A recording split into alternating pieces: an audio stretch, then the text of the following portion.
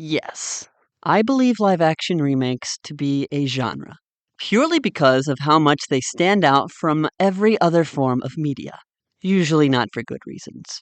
Let me be very clear. I'm not referring to live-action films as a whole, obviously.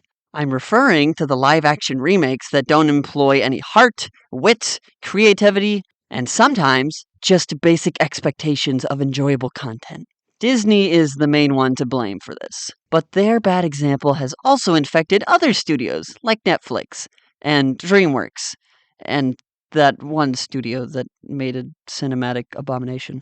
It's just not surprising that one thing that most of these remakes have in common is the look of them. More often than not, it won't feel exactly like the same movie because of how drastically different both of them look.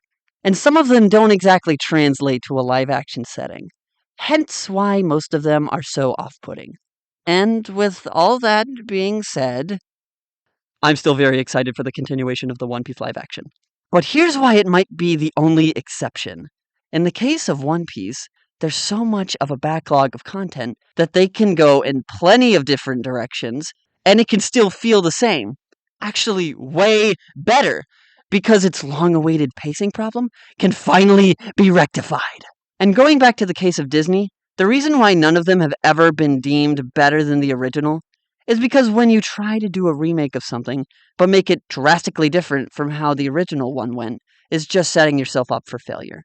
At that point, just make an original movie and give it all the love, thought, and creativity as any one of your timeless Renaissance classics! And finally, there's a complete opposite version of that style that isn't that much better. Doing a near identical one-for-one remake with a few added scenes that aren't really that creative. And yes, I mean the How to Train Your Dragon remake. The only reason it's pretty good is purely because it just piggybacked off of the first film. And to make time for these new scenes, they had to cut out scenes from the original. Scenes that actually contributed to the story. And you can't tell me when you compare them to each other, the original isn't funnier. Because it is! Man, I wish they would do a live-action remake of Dragon's Race to the Edge. It was a Netflix original that had cool plot and interesting characters. Sure, it had some choppy animation and boring filler, but that didn't take away from the good episodes. In fact, there's another Netflix original Dreamworks show that I would love to make a video on to explain to you how good it is. In conclusion, Disney is going to keep churning out slop, Dreamworks might follow, and I'm excited for season 2 of LAOP. Bye.